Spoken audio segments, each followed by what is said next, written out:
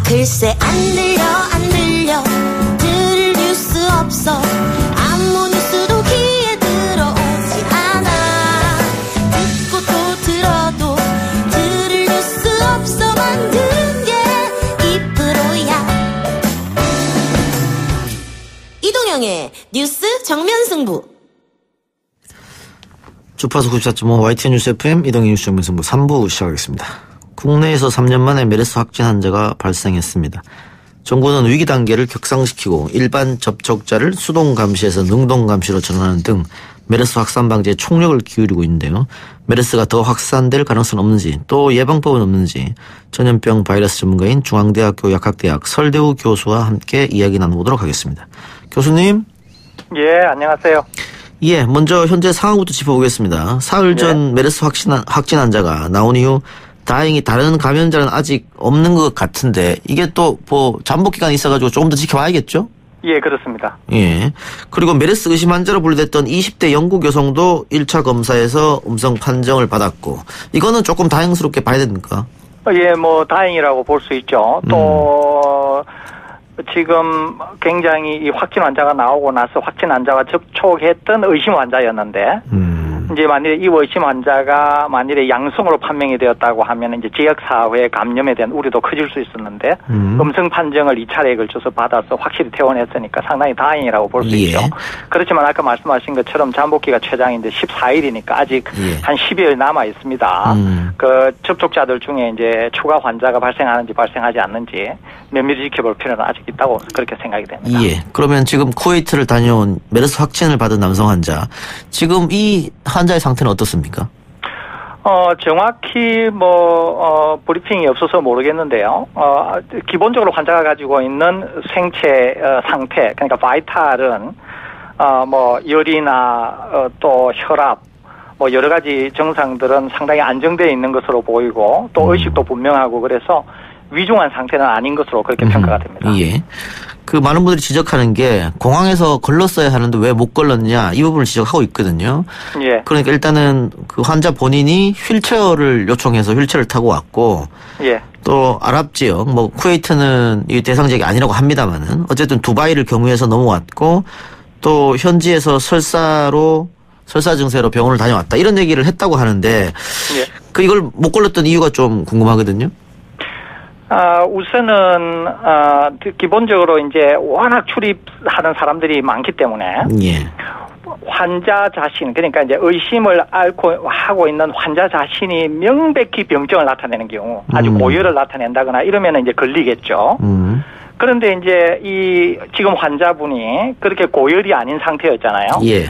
그러니까 명백히 환자인 상태가 아니었잖아요, 이게. 그러다 보니까 이제 진술에 의존할 수밖에 없는 거죠. 생태 본질적으로. 그러니까 이제 검역하시는 분이 이것저것 좀 물었는데 거기에서 지금은 괜찮다. 열도 안 난다.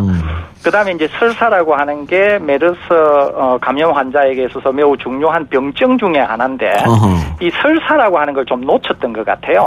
그러니까 이제 열이 나느냐 아니면은 호흡기 숨이 가쁘냐 그다음에 두통이나 근육통이 있느냐 이런 쪽에 좀 물어본 것 같아요. 그러니까 이제 설사가 있다고 하는 게 이제 WHO에서 얘기하는 대로 상당히 중요한 그런 병증이거든요. 그러니까 아마 이런 거를 놓치면서 이 환자가 명백한 그 병증을 보이지 않으니까 아마 통과된 게 아닌가 이렇게 생각이 됩니다. 그러면 고열만 신경 쓰고 설사를 놓쳤기 때문에 공항에서 그냥 밖으로 나올 수 있었다 이렇게 보여지는 거네요. 그렇게 보입니다. 예.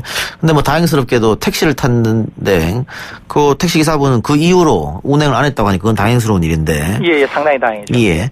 지금 보면은 이 환자가 그 공항에서 병원을 이동할 때 아내분과 다른 차를 타고 이동했고 또 공항으로 나오라고 할 때 마스크를 쓰고 나오라 이렇게 얘기했다고 보면 환자 자신도 어느 정도 인지하고 있지 않았을까 이런 생각도 들거든요. 이제 환자 본인이 예. 본인이 의사가 아니기 때문에 본인의 증상이 정확히 메르스 감염이다 이렇게 판단할 수는 없었겠죠. 본인이 사실은. 그런데 이제 환자 자신이 생각하기에도 내 상태가 뭔가 나쁘다. 이거는 확실히 본인이 인지하고 있었던 것 같고요. 사실 그렇기 때문에 쿠웨이트가 메르스 상시 발생 지역은 아니다 하더라도 메르스 발생이 계속되고 있는 중동 인접 국가라는 거, 중동 국가라고 하는 거. 그래서 내가 지금 이런 증상을 앓고 있기 때문에 무슨 어떤 특별한 감염증에 걸린 게 아닌가 하는 거는 본인이 확실히 알고 있었던 것 같아요. 그래서 아마 공항에서 내리자마자 그 집차도 이용하지 않고 리무진을 이용해서 부인과는 서로 다르게 삼성병원으로 바로 간 게 아닌가 이렇게 생각이 됩니다. 아무튼 본인은 좀 인지하고 있었다. 예. 서울 삼성병원의 대처는 어땠습니까? 이번에는 적절했다고 보십니까? 아직까지 제 개인적으로는 명확히 몇 개가 좀 이렇게 보이지가 않아서 이렇게 예단해서 정확히 얘기하기는 좀 어려운데요. 보도 내용을 그대로 믿는다고 하면 보도 내용을 그대로 믿는다고 하면 예전 2015년 우리가 전혀 이 실체를 모를 때보다는 대처가 잘 됐다 이렇게 볼 수 있는데 그 중에 하나는 이제 이분이 삼성병원의 의사와 쿠웨이트에서도 계속 연락을 했고 마스크를 쓰고 오는 것도 삼성병원의 의사의 어떤 권고를 받아서 부인에게 마스크를 하고 와라 이렇게 했고 삼성병원으로 간 것도 그 의사 때문에 삼성병원으로 갔다 그랬잖아요. 예. 그렇기 때문에 삼성병원에서 언론 보도에 대한 적절한 조치가 있었고 병원에 이 환자가 들어가지 않았고 병원 바깥쪽에서만 처치가 되었다고 하면 삼성병원의 그런 어떤 초동 대처는 상당히 잘 된 것으로 평가가 되는데 알려진 것과 달리 만일에 병원으로 이 환자가 들어갔다거나 또는 어떤 심폐 어떤 기능 이상이 있어서 만일에 뭐 엑스레이를 찍는 일이 생겼다거나 뭐 방사선 촬영을 하는 것 때문에 병원을 들어가는 그런 일이 있었다거나 이러면은 또 완전히 달라집니다. 이게 사실. 근데 지금 아직까지 언론 보도에 나온 것만 보면 대처는 적절했다 이렇게 보여주는 거예요. 예, 언론 보도 내용만 보면은 대처는 비교적 좀 적절한 것으로 보입니다. 예. 그리고 지금 밀접 접촉자가 21명. 이것은 지금 뭐 보건당국에서 계속 정밀하게 관찰 중이라고 하는데요. 일상 접촉자가 440명. 요 구분은 어떻게 합니까? 이제 밀접 접촉자와 일상 접촉자는 바이러스의 특징에서 기인하게 되는데요. 예. 이 바이러스는 이제 낙타에서 사람으로 감염이 될 때는 전파력이 상당히 강합니다. 그런데 일단 사람이 감염이 되고 나서 그 다음 사람을 감염을 시킬 때는 감염력이 확 떨어져요. 그래서 사람에게서 사람으로 감염을 시킬 때는 밀접 접촉, 즉 환자와 2m 이내에 1시간 정도 같이 있었거나 또는 2m 이상이 된다고 하더라도 공간에서 밀폐된 공간에서 비교적 좀 같이 있었거나 또는 환자에게서 나온 여러 가지 분비물, 체액이라든지 그다음에 호흡기에서 나온 거라든지 분변이라든지 이런 거와 접촉했던 이런 뭐 이제 의료진들이 주로 되겠죠. 이런 분들이 밀접 접촉자가 되는 거예요. 아까 말씀드린 것처럼 사람에서 사람으로의 전파는 매우 제한적이기 때문에 밀접 접촉이 되어야 이제 감염이 되는 거예요. 예. 일상 접촉은 아까 이제 만일에 공항에서 나오게 될 때 공항 그 큰 통로를 같이 걸어 나왔다. 예. 그러면은 그 환자와 밀접 접촉은 하지 않았지만 그 공간을 같이 공유한 거잖아요. 그죠?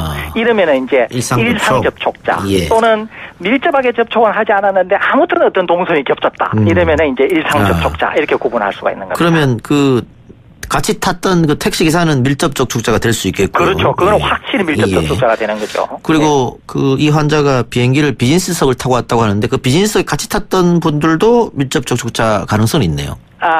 비즈니스에서 인접한 의자에 앉았던 분들은 확실히 밀접 접촉자가 되고요. 앞뒤로. 그다음에 이제 비즈니스에 이제 공간이 좀 밀폐되어 있지 않습니까? 예. 그러니까 우리가 좀 까다롭게 이거를 관리하려고 한다. 이번 감염병을. 그러면은 그 비즈니스 전체를 밀접 접촉자라고 구분할 수 있고요. 2층으로 돼 있자 그랬잖아요. 예. 비행기가. 1층에 있었던 분들은 다 일상 접촉자 이렇게 구분할 수가 있겠습니다. 그렇게 볼 수 있겠네요. 네. 예. 그 아직 뭐 백신이나 이런 게 나온 건 없다고 제가 들었는데 이거 예방하는 방법은 혹시 있습니까? 예방은 사실 이제 메르스와 관련해서 예방은 딱히 뭐 예방도 없지만 또 예방을 아시는 게 일반 국민들한테 별로 도움이 안 됩니다. 도움이 안 됩니까? 도움이 안 됩니다. 기본적으로 확산을 방지하는 데 있어서 별로 도움이 안 됩니다. 알겠습니다. 제가 좀 도움을 드리려고 하는 것은 뭐냐면 일단 메르스에 감염이 되면 이해하기 쉽게는 감기 증상이나 또는 독감 증상을 보입니다. 그러니까 고열, 호흡 곤란, 두통, 근육통 이런 걸 보이거든요. 또는 이제 설사도 나타나게 됩니다. 더 중요한 거는 메르스 발생 지역을 갔다 왔거나 또는 지금 확진된 메르스 환자와 어떤 공간에 같이 있어가지고 내가 밀접 접촉자나 일상 접촉자로 판명이 되었는데 이런 증상을 보인다. 이러면은 내가 의심을 할 수 있는 거예요. 아주 합리적인 의심을. 예. 이럴 경우에는 내가 직접 병원을 찾아가지 마시고 1399번이라고 하는 전화번호가 있습니다. 여기 전화를 하시면 병원에도 연락을 해서 병원에도 준비를 시키고 환자 자신도 의심 환자 자신도 어디로 안내를 해줘요. 예. 그러지 않고 무턱대고 병원을 찾아가게 되면 그 병원 전체를 오염시킬 수가 있거든요. 그럴 수 있죠. 예. 예. 그래서 내가 예방을 위해서 이런 조치라기보다는 방금 말씀드린 대로 이런 상황이면은 내가 메르스일 수 있다, 걸려설 수 있다 이러면은 지체 없이 1399로 전화를 하셔서 안내를 받는 것이 본인에게나 지역사회에 가장 도움이 된다. 예. 그걸 이해하시면 좋겠습니다. 혹시 그 노인이나 아이처럼 그 면역력이 약한 사람이 더 잘 걸릴 수 있습니까? 예, 그렇습니다. 면역력이 약하면은 잘 걸리게 되는데요. 특히 기저질환 중에서도 콩팥 질환을 앓고 있거나 호흡기 질환을 앓고 있으면은 상당히 치명적이 될 가능성이 많고요. 이유는 모르는데 면역성이 떨어짐에도 불구하고 어린 아이들은 이상하게 잘 또 걸리지가 않아요. 아, 그렇습니까? 예. 왜 그러는지는 잘 몰라요. 다른 질환하고 좀 다릅니다. 그래서 예. 어린애들인 경우에는 2015년에도 그랬지만 어린애들인 경우에는 비교적 잘 걸리지가 않는 이런 좀 이상한 상황을 보여주고 있습니다. 가능하면 뭐 사우디나 이렇게 메르스 발병이 잘 되는 국가는 방문을 안 하는 게 좋겠고. 예, 지금 그렇습니다. 그렇죠. 혹시라도 방문하게 되면은 여러 가지 갔다 와서 1399요? 예. 예, 1399번입니다. 예, 알겠습니다. 교수님 오늘 여기까지만 듣겠습니다. 예, 감사합니다. 예, 고맙습니다. 예. 이 작가야, 궁금하다. 이 작가야, 문자 줄게. 질문다오. 여러분은 지금 웃으며 정보를 입수하고 편안하게 참여하는 이동형의 뉴스 정면 승부와 함께하고 있습니다. 생방송에 참여하고 싶은 분들은 샵 0945, 우물정 0945번으로 단문 50원, 장문 100원의 문자 메시지를 보내주시거나 예스 앱으로는 무료로 참여할 수 있습니다. 지금 바로 보내주세요.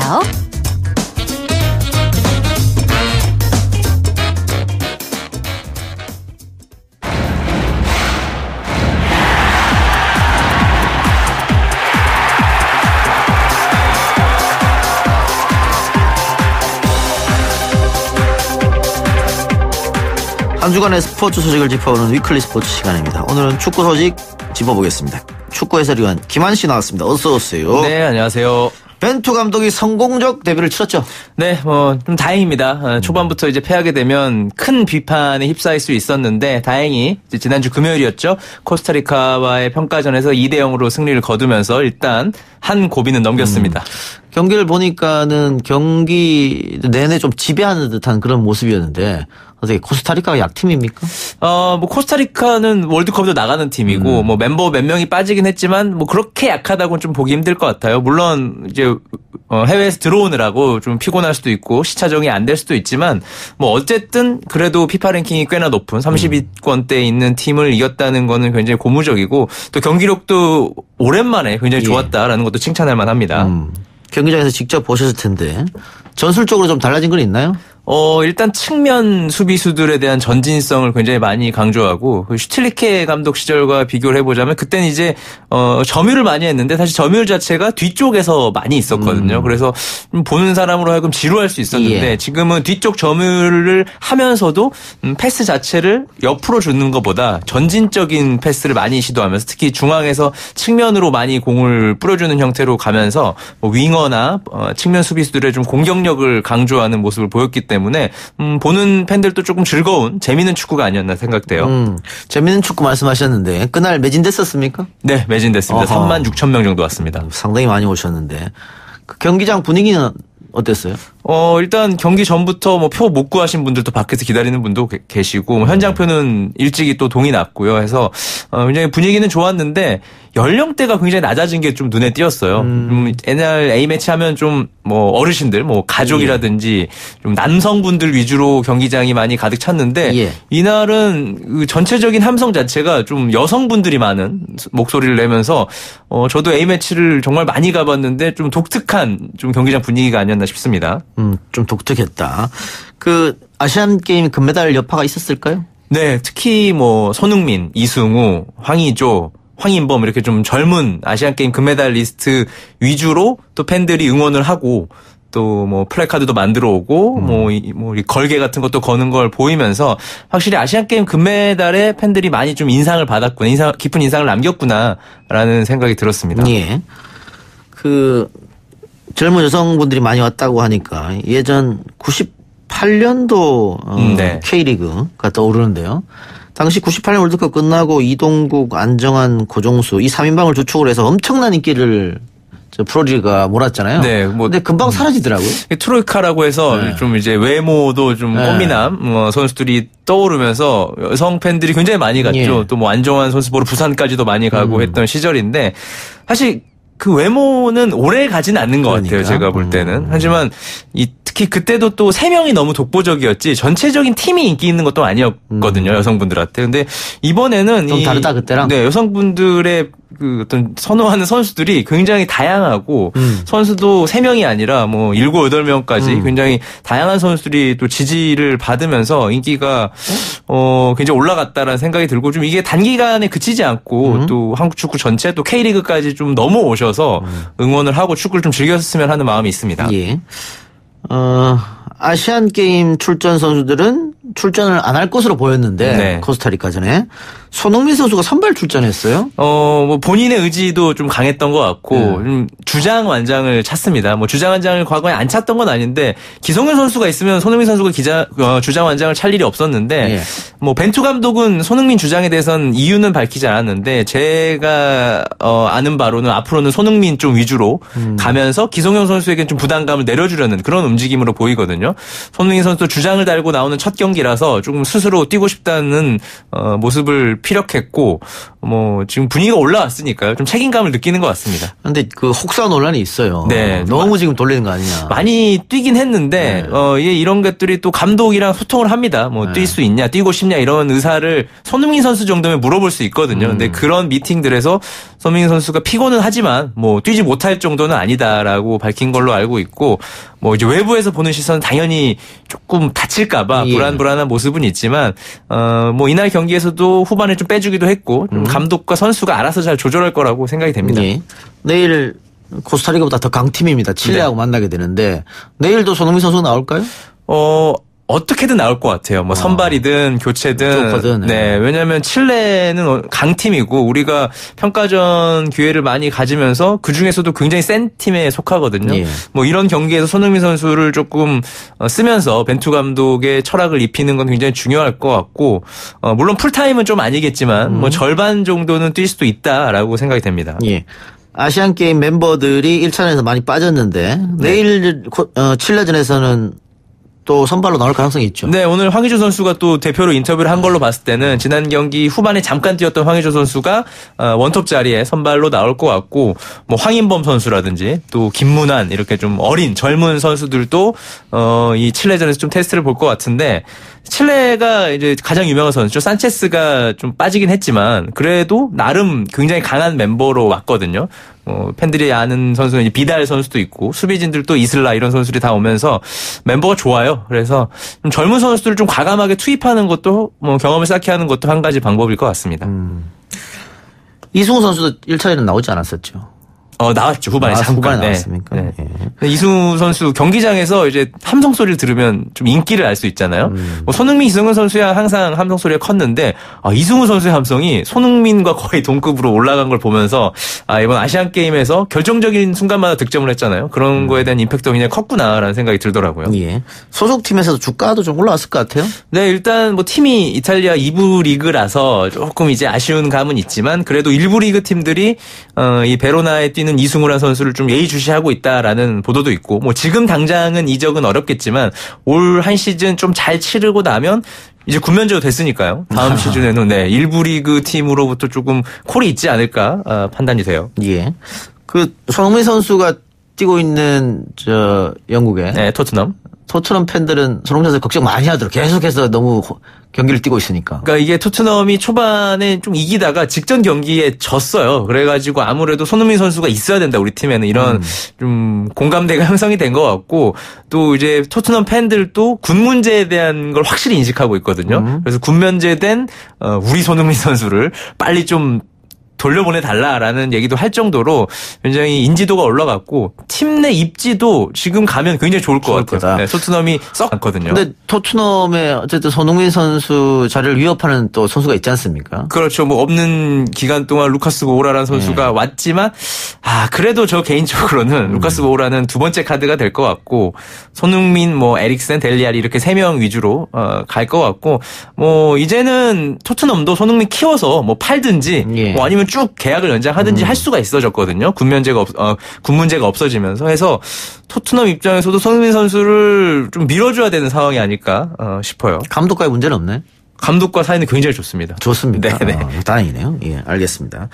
자, 지금 칠레가 월드컵 랭킹이죠. 피파 랭킹. 네. 12인가 뭐 굉장히 꽤 높죠. 꽤 높던데 만일 코스타리카 전보다 경기력이 떨어진다고 하면 딱 2경기 했는데 벤투 감독의 빈한 여론이 있을까요? 걱정인데.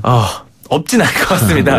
뭐 아시안 게임과 월드컵 거치면서 봐왔겠지만 뭐 축구라는 종목 자체가 사실 일희일비하는 종목이잖아요. 뭐 전반전은 정말 실망했다가 후반전에 완전 뒤엎는 경기도 할 수 있고 하는 거니까 또 뭐 칠레가 아무리 강팀이라고 하더라도 좀 졸전을 펼친다면 약간 이제 여론이 갈릴 수는 있지만 그래도 지금 나름 대표팀이 탄력을 받고 있거든요. 분위기도 올리고 있고 젊은 선수들에 대한 지지층도 굉장히 두터워졌기 때문에 패하더라도 과거처럼 그런 큰 비난은 없고 소소한 정도 수준에 그칠 거라고 생각이 됩니다. 알겠습니다. 자, 9월 달인데 지금 10월 달, 11월 달도 A매치가 예정돼 있다고요? 네, 상대가 또 괜찮습니다. 예. 우리나라가 A매치를 최근에 잘 못 잡았거든요. 좀 약한 팀 위주로 해서 또 약한 팀이랑도 만나도 잘 못하고 이런 적이 많았는데 일단 10월에는 국내에서 우루과이, 파나마랑 경기를 하는데 뭐 파나마는 조금 약하긴 하지만 그래도 월드컵에 나왔던 팀이고 뭐 우루과이야 뭐 설명할 필요 없는 강팀이고요. 정통 강호죠. 네. 그리고 11월에는 이게 고무적인데 원정을 갑니다. 호주로 넘어가서 호주와 한 경기하고 또 그 다음에 우즈베키스탄과 하는데 이거 역시 이제 1월에 열리는 아시안컵을 대비해서 좀 아시아 국가와 뭐 경기를 해서 좀 경기를 끌어올리겠다 이런 판단으로 보이는데 이 우루과이, 파나마, 호주, 우즈벡 이 순서는 굉장히 좋은 것으로 보여요. 네. 강팀과 대결하는 건 나쁘지 않겠죠. 네. 특히 11월에는 방금 이야기하신 것처럼 호주, 우즈베키스탄인데 아시안컵을 대비해서 또 호주는 우승 후보로 항상 들어가니까요. 맞습니다. 지금 보니까 뭐 외국 도박사들이 아시안컵 제가 배팅한 거 보니까 일본, 이란, 호주, 한국이 4번째 정도 가더라고요. 네, 뭐 좀 그거보다 다르긴 하는데 3번째 아니면 4번째. 세 번째 아니면 4번째 이렇게 그러니까 결승은 예상을 안 하더라고요. 좀 자존심 상한 거 아닙니까? 아시아의 호랑인데. 아시안 게임을 좀 안 보는 느낌이 있지 않나 생각이 들고 또 이게 기성용 세대의 마지막 대회가 될 수 있거든요. 그래서 나름의 의미도 있고 동기부여가 될 것 같은데 모르겠습니다. 유럽파에 대한 차출은 의무적으로 해줘야 되는데 또 이런 것에 있어서 약간의 또 잡음이 있을 수 있지만 어쨌든 제가 볼 때는 절호의 기회입니다. 지금 독일전 승리, 아시안게임 금메달, 이제 아시안컵이거든요. 이 우승이 지금 50몇 년 동안 못했는데. 50몇 년 동안. 뭐 반세기인데 어쨌든 이번 기회에 무조건 해야 될 거라고 생각이 됩니다. 좀 절호의 기회를 잡았습니다. 예. 그리고 지난번 코스타리카전 보니까 이재성 선수의 몸놀림이 좋더라고요. 이 독일에서 뭐 2부 리그에 뛰어서 사실 좀 우려가 됐죠. 뭐 좀 경기력이 좋은 리그로 갔으면 좋겠지만 하는 아쉬움이 있지만 역시나 이재성 선수는 좀 성실함. 과거 박지성 선수 보는 느낌. 열심히 뛰고 많이 뛰고 기술도 좋고 이런 느낌이 있는데 항상 제 몫을 하는 것 같아요. 그래서 저는 개인적으로 앞으로는 너무 손흥민 선수에 대한 좀 부담감을 주기보다는 이재성, 손흥민 이제 약간 트로이카보다 듀오 느낌으로 가서 한국 축구를 좀 92년생들이 이끌어줬으면 하는 생각이 있습니다. 이재성 선수가 뭐 국내 리그에서 잘하다가 국가대표로 발탁이 되면 조금 못하는 모습 보였는데 어쨌든 외국 리그로 이적하면서 또 가자마자 연속으로 공격 포인트를 올렸잖아요. 그게 굉장히 자신감이 된 것 같아요. 네, 그러니까 후슈타인 키릴이라는 팀 자체가 조금 약하긴 한데 그렇기 때문에 더 득이 된 것 같아요. 이재성 선수 위주로 하고 이제 그 경기를 보면 그냥 공이 다 이재성 선수 중심으로 돕니다. 동료들도 이재성밖에 안 봐요. 그래서 좀 답답하기도 한데 어떻게 보면 이재성 선수가 공을 많이 만질 수 있고 적응하는데 쉽게 갈 수 있는 거기 때문에 그냥 긍정적이라고 볼 수 있고 독일 2부 리그가 이제 황희찬 선수도 갔고 이청용 선수도 지금 이적했거든요. 새롭게 계약했고. 네, 그래서 독일 2부 리그가 뭐 어떻게 보면 한국 축구 약간 희망의 리그가 되고 있습니다. 그 세 선수들 1부 리그로 올라갈 그런 가능성은 없나요? 뭐 재계약한다든가 아니면 팀이 올라간다든가. 일단 황희찬 선수 팀은 함부르크인데 뭐 아시다시피 함부르크 하면 손흥민 선수의 전속 팀이고 1부 리그에서 한 번 최초로 지금 2부 리그로 떨어진 팀이거든요. 그렇기 때문에 올라갈 가능성이 굉장히 크기 때문에 황희찬 선수도 임대 신분이지만 뭐 완전 이적해서 일부러 같이 올라갈 수도 있고 이청용 선수는 사실 1년 단기 계약이기 때문에 조금 볼 필요는 있겠습니다. 하지만 등번호를 11번 받아서 주전급으로 활용할 생각으로 판단이 돼요. 예, 이청용 선수도 그 과거의 그 폼을 좀 되찾기를 네. 희망합니다. 알겠습니다. 오늘 위클리 스포츠 여기까지만 듣겠습니다. 고맙습니다. 네, 감사합니다. 예, 위클리 스포츠는 다음 주 월요일 3부에 다시 돌아오도록 하겠습니다. 지금까지 김한축구 해설위원이었습니다. 3부 순서 마치고요. 4부 사건 대장으로 돌아오겠습니다. 뉴스 신동 이 작가와 함께하는 비포장 뉴스 해학 뉴스 정면 승부.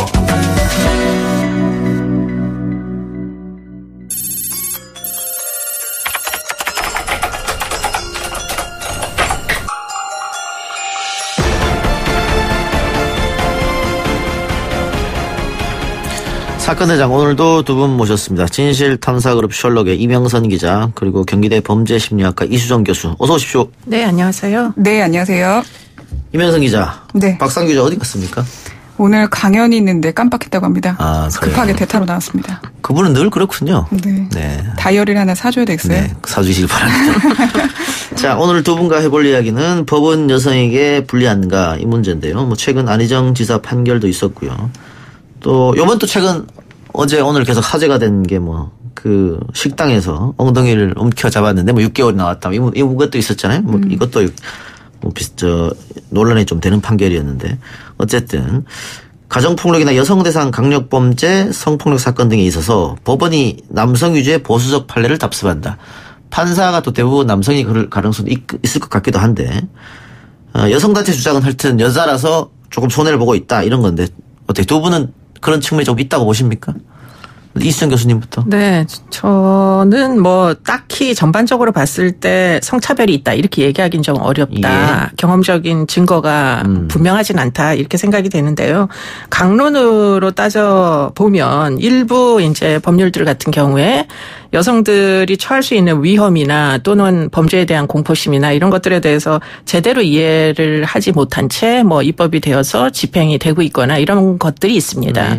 특히 이제 아주 잘 알고 있는 남성에 의한 뭐 생명의 위협이나 이런 것들에 대해서는 제대로 이제 그 재판 과정 중에 충분히 다루어지지 않는 측면이 있어서 그래서 그런 것들이 지금 이제 비판의 대상이 되고 있다 이렇게 생각이 됩니다. 과거보다는 훨씬 좋아졌죠. 현저히 좋아졌죠. 뭐 친고죄가 폐지된 게 제가 느낄 때는 아주 획기적이었다 이렇게 생각이 되는데 뭐 이제 지금 아직도 좀 빈틈이 있는 것은 이제 가정폭력이나 이런 것들은 여전히 여성들에게 굉장히 심각한 위험을 초래하고 있습니다. 예. 조건용 판결이 과거에 많았는데 강간 피해 여성 불러서 가해 남성과 뭐 이혼한다거나 결혼해라 뭐 이런 얘기가 있어요. 대법원도 여기에 대해서 문제의식을 하고 있는 것 같아요. 지난 4월에 나온 판결인데 그 여학생을 성희롱했다가 해임된 교수가 해임 결정 취소 소송을 낸 적이 있습니다. 근데 대법원이 항소심 판결에 그 법원이 성인지 감수성이 부족한 상태에서 판결한 것을 보인다면서 파기환송이 있거든요. 한 적이 있기 때문에 대법원도 여기에 대해서 문제의식하고 있다. 앞으로는 뭐 그런 걸 좀 신경 써서 판결해라 뭐 이런 얘기 했었죠. 대법원에서. 알겠습니다. 자, 그러면 오늘 본격적으로 다룰 사건은 동거녀 암매장 사건 어떤 사건입니까? 네, 조금 정리를 하면요. 2012년 사건입니다. 이 성매매 여성을 태워다주는 보도방을 운영하고 있는 이 씨가요. 충북 음성군의 한 주점에서 종업원 A 씨를 만나서 2개월간 동거를 시작합니다. 근데 동거녀가 이 씨에게 다른 남자를 만나겠다라면서 헤어지자고 이별을 통보해요. 그래서 이 말을 들은 이 씨가 동거녀를 때려서 숨지게 합니다. 근데 이 씨는 시신을 그 원룸에 3일 동안 방치하다가요. 친동생과 함께 그 엄마 소유의 밭으로 A 씨의 시신을 옮깁니다. 그리고 웅덩이를 파서 시신을 넣은 뒤에 미리 준비해간 시멘트를 부어버린 겁니다. 이게 4년 뒤에 동네에 이상한 그 소문이 도니까 경찰이 조사를 시작했고 2016년 10월 경찰은 A씨의 유골을 발견합니다. 처음에 A씨는 범행을 부인했어요. 근데 유골이 발견되자 뒤늦게 자백을 했습니다. 근데 당시 A씨 죄명은 살인죄가 아닌 이 폭행 치사죄하고 시체 은닉죄였습니다. 그러니까 오랜 시간이 흘러서 이미 백과라됐잖아요. 그래서 자체가? 사망 원인을 밝히기 어려우니까 이 씨의 진술에 따라서 우발적 범행으로 본 겁니다. 그래서 법률적으로는 이 씨에게 선고할 수 있는 형량이 최대 37년이었지만 1심 재판부는 징역 5년 선고했고 2심에서 징역 3년으로 감형됐습니다. 그러니까 우리가 보기에는 살인과 사체 유기죄가 있는 것 같은데 너무 오래됐기 때문에 시신을 발견하고 시신이 너무 부패돼서 사망 원인을 밝힐 수 없었기 때문에 그러나 죽은 사람은 말이 없으니까 가해자 이야기를 따라서 우발적 범행이다. 그래서 징역 5년 이렇게 됐다는 거지 않습니까? 그렇습니다. 예, 지금 이렇게 징역 기간이 그러니까 양형이 이렇게 작게 나온 데는 이 사건을 살인죄로 이제 본 게 아니라 치사죄로 봤다는 거예요. 그렇기 때문에 이제 치사냐 살인이냐는 사실은 양형 결정이 굉장히 중요하거든요. 그렇겠죠. 그런데 이제 그 피해자는 이미 사망하고 없고 피고인만 본인이 정말 죽일 의지가 없었다. 어떻게 하다 보니까 숨을 쉬지 않았다. 이런 식으로 주장을 하게 돼서 결국은 살인죄 입증이 제대로 되지 않아서 결국 치사가 적용되다 보니까 양형이 이렇게 굉장히 관대한 편으로 산출이 된 거다. 이렇게 이제 보이는데요. 문제는 이제 뭐 상당히 좀 이 본질을 좀 잘 그 실무자들이 이제 파악을 해야 된다고 보이는데 폭행을 해서 인명피해가 날 때까지는 상당한 시간이 걸립니다. 그렇겠죠. 네. 그렇기 때문에 이것을 폭행을 해서 사람이 숨을 거둘 때까지 과정을 좀 이해를 할 수가 있다면 예컨대 애당초에 폭행의 시작 지점에서 죽이려는 의도 예컨대 살인죄가 적용이 되지 않더라도 지금 살인이라는 것이 뭐 외국처럼 다양한 그 수준의 살인이 있을 수가 있습니다. 퍼스트 디그리도 있을 수 있고 세컨드 디그리도 있을 수 있기 때문에 지금 이런 경우에 충분히 적용할 수 있는 건 미필적 고의나 아니면 부작위 뭐 죽어가는 과정에서 의료적인 그 도움을 받지 않도록 했기 때문에 결국은 인명피해가 난 것이니까 그런 것들을 만약에 인정을 했었다면 법원이 그렇다면 살인죄의 적용도 충분히 가능한 그런 이제 그 사건이 아니냐 이렇게 이제 봐야 되는 거죠. 그리고 뭐 본인은 우발적으로 살인했다고 합니다만은 여성이 사망하고 나서 이게 또 사체 유기도 좀 잔인하게 했단 말이죠. 시멘트를 붓고. 그렇죠. 이런 점 봤을 때는 징역 5년 너무한 것 같은데 어쨌든 징역 5년을 받을 수 있었던 것은 뭐 살인이 아니고 치사죄. 거기에다가 유족과 합의한 거잖아요. 네. 합의가 가장 큰 것 같은데. 네. 네. 유족의 합의서하고 탄원서가 항소심 재판부에 전달했기 때문입니다. 근데 문제가 되는 건 20여 년 동안 그 딸하고 연을 끊어온 아버지가 합의를 한 겁니다. 네. 딸을 살해한 범인이 잡히자 A씨의 아버지는 합의금을 받고 E씨 측과 합의한 뒤에요. 법원에 E씨의 선처를 호소하는 탄원서까지 썼습니다. 그러니까 딸과 몇십 년 동안 연락도 안 했던 사람이 결국은 합의금 때문에 합의해 준 게 아니냐. 그리고 그 합의에 의해서 가해자는 5년으로 떨어지고. 그렇습니다. 예, 이렇게 해서 논란이 될 수밖에 없었을 텐데 그 당시 이 사건이 더 논란이 됐던 게 때마침 비교되는 판결이 나와서 그랬다고요? 어떤 사건이죠? 네, 2017년 2월 사건인데요. 오후 5시쯤에 충북 청주 오창읍 커피숍에서 고3 딸 취업 지원관 씨를 엄마가 흉기로 수차례 찔러서 숨지게 한 사건이 벌어졌습니다. 근데 왜 그랬냐면 엄마 김 씨가 노래방에서 딸이 그 선생님 B 씨에게 성추행당했다는 말을 듣고 범행을 저질렀다 이렇게 말한 건데요. 김 씨는 법정에서 분노를 참지 못해 우발적으로 범행을 했다 이렇게 호소를 했지만 재판부는 김 씨가 범행 전에 뭐 동생에게 보낸 문자 그리고 흉기를 준비한 점을 미뤄 계획적 살인이다. 이렇게 김 씨 주장을 묵살시켰습니다. 그리고 재판부는 이어서 범죄 동기가 피해자 B 씨에게 있다고 하더라도 사적인 복수는 중형을 받는 게 마땅하다 이렇게 덧붙였습니다.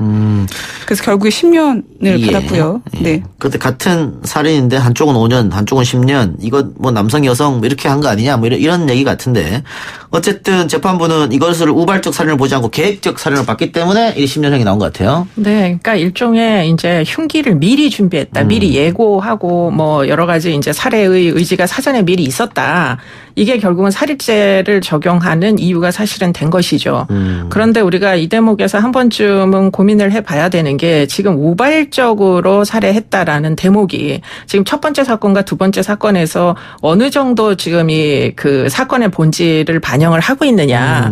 이 대목을 사실은 뭐 어차피 재판부가 서로 독립적으로 운영이 되다 보니까 재판부마다 굉장히 좀 이렇게 들쑥날쑥하다는 데 문제가 있는 거예요. 네네. 그렇기 때문에 이런 부분은 이제 법원에서 사실은 대법원에서 양형위원회나 이런 데서 충분히 좀 어떤 상호 비교를 통해 가지고 재판관들을 교육을 할 때 이런 이제 여러 가지 사건들을 토대로 놓고 일종의 균형 감각 같은 거를 좀 교육을 시킬 필요가 있겠다 이런 생각이 좀 듭니다. 예. 그러니까 어떤 사건 그러니까 두 가지 사건이 있다 혹은 뭐 세 가지 사건이 있다. 다 다르게 나온다면은 비슷한 사건에서 국민들이 재판부를 신뢰할 수 없기 때문에 지금 그렇게 말씀하신 것 같은데 이 사건은 결국은 2심에서는 3년이 감형돼서 징역 7년이 선고됐는데요. 그 교수님, 제가 봤을 때는 이건 뭐 여성이기 때문에 더 많이 줬다 이런 것보다 재판부가 사적 복수에 더 무게를 둔 거 아닙니까? 재판부들은 이거 아더라고요. 네, 그렇습니다. 네. 왜냐하면 형벌권이라는 건 결국 개인이 복수를 하는 데서 뭐 과거에 그래서 결국 법이 탄생한 거고 그렇죠. 결국 국가가 형벌권을 그래서 갖는 것인데 왜 네가 직접 나서가지고 복수를 하느냐 이게 이제 어떻게 보면 괘씸한 네. 예. 그렇게 된 것으로 보이는데 그런데 또 한 가지 우리가 한 번쯤은 우리가 좀 연구를 해볼 필요가 있겠다 이런 생각이 드는 거는요. 일반적으로는 비슷한 범죄를 저지르면 여성들이 경미한 사안 같은 경우에는 좀 더 관대한 처분을 받습니다. 예, 일반적으로. 일반적으로는. 근데 이제 강력 범죄를 저지르면 여성 피고인에 대해서는 일종의 저 이제 피고인은 악녀다. 이건 뭐 이미 외국의 사례에서 입증된 그 가설들이에요. 일종의 악녀설이라고 그래가지고 인명피해를 낸 사건이나 또는 뭐 충분히 비난 가능성이 있는 이런 사건에 대해서는 양형이 남성들보다 오히려 더 높습니다. 그런 부분에 대해서는 사실은 뭐 이런 디테일은 사실 성차별이다. 이렇게 봐도 과언이 아닌 부분들이 틀림없이 있거든요. 이런 부분에 대해서도 사실은 우리나라 판례들을 한 번쯤은 쭉 살펴봐야 될 필요가 있다고 느낍니다. 방금 말씀하신 것처럼 일반 사건에서는 여성들의 형량이 대체적으로 낮고 강력 사건에는 오히려 높다. 그렇습니다. 예, 그래서 일반 사건에서 여성 형량이 낮기 때문에 남성들은 또 이걸 가지고 또 그 지금 우리가 하는 이야기에 반대되는 얘기를 많이 하고 있더라고요. 근데 당시에 이 두 사건 보도 이후에 네티즌들 반응은 좀 안 좋았다고요? 네. 조금 읽어드리면 딸 성추행범을 처단한 엄마를 더 정상 참작해야 되는 거 아니냐 뭐 이런 의견도 있었고요. 살인죄 처벌은 당연하지만 살인을 한 뒤에 안매장까지 한 엽기적 범인보다 3배 넘게 처벌한 것은 국민적 정서상 납득할 수 없다 이런 의견이 있었습니다. 다른 의견이 있었군요. 알겠습니다. 자, 그럼 다른 사건으로 한번 가볼까요? 최근에 그 어금니 아빠라고 불리던 이영학 사건 1심에서 사형이 선고됐었는데 2심에서 무기징역으로 감형이 됐습니다. 그러니까 무기징역으로 감형이 됐다고 하는 것은 언제든지 나올 가능성이 있다. 예를 들어서 뭐 20년, 25년 정도 살면 그 가능성이 있기 때문에 지금 많은 국민들이 좀 분노하고 있는 것 같아요. 왜 감형이 됐느냐에 대해서. 네. 근데 이제 판결문에 보면 교화 가능성이 여전히 열려 있다. 이렇게 이제 판결문에 쓰여 있다는 게 이제 굉장히 좀 어려움이 있다. 이게 이해가 좀 되기가 어렵다. 사람들에게. 그런 이제 측면이 있습니다. 이 사람이 한 행위에 비해서 이 사람 과연 교화가 될 수 있을지 사실 공감대를 얻기가 굉장히 어려운 이제 사건이거든요. 피고인 자체가. 그런데 그 사람이 이제 그 재판부에다가 뭐 반성문도 여러 건 쓰고 법정에서 눈물을 흘리기도 하고 뭐 책임감 있는 아버지 인척을 하다 보니까 결국은 이제 재판부가 그의 거짓말에 속은 거 아니냐 이런 종류의 이제 여론이 형성되고 있는데 문제가 있다고 보이고요. 뭐 이 사람 같은 경우에 지금 이렇게 무기징역이 되다 보니까 뭐 한 20년 적어도 20년 정도가 지나면 이게 가석방 심사의 대상이 충분히 되기 때문에 그 이후에 재범 가능성에 대해서는 왜 재판부가 고민하지 않았을까 하는 것이 좀 의문이 되는 측면이 있습니다. 네. 참고로 말씀드리면 1심 재판부하고 2심 재판부가 이 반성문을 두고 의견이 갈렸습니다. 그 1심 재판부는 이영학이 반성문을 20차례 넘게 썼다고 하지만 그걸 진심 어린 반성이라고 보기 어렵다. 위선이다. 이렇게 말했는데요. 근데 2심에서는 이것을 미약하게나마 지금은 인식하고 시정하려고 하고 있다. 이렇게 판단한 겁니다. 그러니까 재판부가 자의적으로 판단하고 있는 거 아니냐. 2심 재판부가. 뭐 이런 지적이 그래서 나오고 있는 겁니다. 근데 반성문을 수차례 쓰는 와중에 또 한 다른 쪽으로는 딸한테 편지를 써서 뭐 책을 쓰고 있다. 복수해야지. 뭐 이런 것도 썼잖아요. 그렇죠. 그런 거 봤을 때는 2심 재판부의 판단 신뢰가 안 가죠. 예, 좀 이해가 안 간다는 여론이 좀 있긴 합니다. 근데 이런 종류의 이제 재판부의 어떤 뭐 재량권 부분이죠. 이런 것들을 좀 더 합리적으로 어떻게 적용할 수 있을까 하는 부분에서 한번 생각을 해보면은 사실은 재판부도 판사들도 사실은 조사관들을 좀 더 많이 활용할 필요가 있습니다. 뭐 조사관 제도를 우리나라도 이제 도입을 했기 때문에 꼭 판사가 아니어도 법원 소속 조사관들이 실제로 이제 이 이영학이 평상시에 생활을 어떻게 하고 있는지 지금 말씀하신 대로 그런 내용이 재판부에 제대로 전달되지 않았을 가능성이 굉장히 높거든요. 그렇기 때문에 그런 종류의 이제 정보를 전달할 수 있는 전문 인력들을 활용한다면 그렇다면 재판부가 쉽게 반성문에 현혹될 가능성을 줄일 수 있겠죠. 그 법원 소속이죠, 그 조사관들. 그렇습니다. 예. 그 사람들 좀 활용할 필요가 있겠다. 네, 네. 예. 자, 근데 어쨌든 이번 이렇게 1심에서 사형, 2심에서 무기징역 감형됨으로 해서 그 사형제 폐지 논란과 함께 사형제를 우리는 뭐 어쨌든 사형제가 남아 있습니다만은 사형 집행을 안 하고 있기 때문에 실질적 사형 폐지 국가 아닙니까? 네. 그렇다고 하면 이제 종신제를 도입한다든가 그 무기징역을 감형 없는 무기징역을 한다든가 혹은 뭐 외국처럼 뭐 350년 뭐 이런 식으로 한다든가 그런 얘기가 좀 나오고 있는 것 같아요. 근데 이제 그런 대목에서 좀 고민을 해야 될 필요가 예. 있습니다. 그렇게 되면 결국은 사회로 돌아오지 못한 채 영원히 구금시설에서 인생을 마치는 사람들의 숫자가 점점 늘어나게 될 그렇겠죠. 가능성이 높은데요. 예. 그러면 우리나라가 이 작은 땅덩이에서 교도소의 수용 인원을 그 정도로 확장할 수 있을 것인가. 사실은 그렇지 않을 가능성이 굉장히 높거든요. 그렇기 때문에 사실은 뭐 다른 나라의 사례보다는 우리나라에 가장 적합한 그런 이제 뭐 종신제든 아니면은 사형제든 도입할 필요가 있다. 개발을 해야 될 필요가 있다. 이렇게 보입니다. 네. 이 기자. 네, 저는 아까 말씀하셨던 부분 중에 가장 공감 가는 부분이 이 가석방이나 감형이 없는 무기징역 제도가 우리나라에는 없잖아요. 예. 그래서 충분히 무기징역이 유기징역으로 감형되고 그렇죠. 가석방되는 여지가 있기 때문에 그 부분에 대한 고민이 좀 사법부에서 필요하지 않나 이런 생각이 듭니다. 네. 근데 뭐 사법부나 국회에서도 고민인 게 이거 한번 손대면 모든 법을 다 바꿔야 되거든요. 맞습니다. 예. 네. 그래서 아마 그것도 아마 좀 머리가 좀 아플 거예요. 그런데 지금 뭐 전자발찌는 사실은 재범률을 떨어뜨린다는 입증이 됐기 때문에 우리가 전자감시제도를 좀 더 효율적으로 운영하고 좀 더 이제 기술적으로 하이테크 기술을 이용을 한다면 그렇다면 굳이 평생 동안 교도소 안에 수용하지 않아도 사회 내에서도 감시제도 같은 것들을 좀 더 철저하게 운영함으로 해가지고 굳이 이제 그 복잡한 이슈를 건드리지 않고도 안전을 도모할 수 있는 방법이 있을 것이다. 저는 개인적으로는 그렇게 생각합니다. 네. 조금 이거는 사회적 또 대토론회 뭐 이런 논쟁이 좀 필요한 부분인 것 같습니다. 네. 예, 그리고 또 많은 분들이 좀 걱정하는 게 정말 이거 뭐 인면 수심의 사건을 일으켰던 조두순 조금 있으면 출소한다 그래요? 네. 이 사건부터 조금 정리하는 게 좋을 것 같습니다. 그 나영희 사건은 지난 2008년에 벌어졌죠. 경기도 안산에서 등교 중이던 8살 나영희에게 이 평생 상처를 입힌 사건입니다. 당시 법원은 조두순의 심신미약 주장을 받아들여서요. 조두순에게 유기징역 상한인 15년에서 3년을 감량한 12년을 선고했습니다. 이 받은 형량을 정리하면 뭐 징역 12년 거기에다가 정보공개 5년 전자팔찌 착용 7년을 적용했습니다. 근데 시간이 벌써 많이 흘렀죠. 조두순은 2년 뒤인 2020년이면 교도소에서 출소합니다. 예. 왜 이것밖에 형량을 조두순이 받지 못했냐. 당시도 논란이 좀 많이 됐습니다. 그리고 네. 검찰이 당시 항소하지 않아가지고 그것도 이제 문제가 됐었지 않습니까? 네. 검찰의 실수로 결국은 금방 나오게 된 사건인데 근데 뭐 당시 항소 안 한 검사는 송방망이 징계를 받았다니까 더 국민들 가슴을 좀 아프게 했었는데요.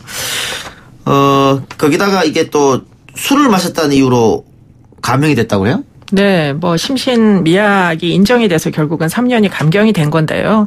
술을 마셔서 당시에 기억이 나지 않는다 이렇게 이제 주장을 했었습니다. 그런데 그 당시만 해도 아동 성범죄에 이제 음주 감경을 못하도록 하는 그 지침이 만들어지지 않아가지고 지금 음주 감경을 인정을 받다 보니까 결국 3년이 줄어서 지금 2020년에 나오게 됐죠. 예. 네, 그러나 이제 7년이라는 전자발찌, 전자감시를 뭐 추후에 이제 이제 하게 되니까 그런 이제 상황에서 보면 이 사람이 이제 국가에서 관리가 되는 그 기간은 19년 정도 되는 거거든요. 문제는 그 이후입니다. 이제 그 이후에 문제가 있을 시에 어떻게 할 건지 완전 자유의 몸이 됐을 때 과연 재범 가능성이 전부 소각된 것인지 사실 지금으로서는 전혀 입증이 그렇죠. 불가능하거든요.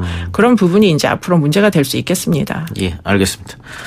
자, 그리고 2020년 조두순 출소를 앞두고 인터넷에서는 조두순의 신상 공개를 해야 된다. 지금 어디 살고 있고 뭐 이런 것들. 근데 불법이죠. 그렇게 네. 하면. 이 현행법상 출소 후에 뭐 조두순의 신상 정보를 유포하거나 공유하면요.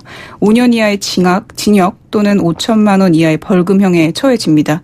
그러니까 오직 성범죄자 알림 2에서만 볼 수 있어요. 그러니까 예를 들어 성범죄를 저지른 고영욱 씨 신상 정보를 지인과 공유하게 되면 처벌받습니다. 그러니까 내가 성범죄 알림 2 사이트에 들어가서 혼자 보는 건 괜찮지만 그렇습니다. 그걸 뭐 친구들한테 보내준다거나 네. 혹은 특히 인터넷에 올린다거나 조두순 지금 어디 살고 있습니다 이렇게 하면은 처벌받는다는 거잖아요. 네. 예. 이거 그래서 지금 이 법도 너무하다 그런 얘기가 있던데. 근데 이게 범죄자 또 인권에 관한 거니까 논란이 좀 클 것 같아요. 이 부분도. 그러니까 이 이제 신상 공개 제도가 실제로 실효성이 있는지 여부는 네. 아직까지 전자 감시 제도만큼 지금 입증된 자료가 사실 없습니다.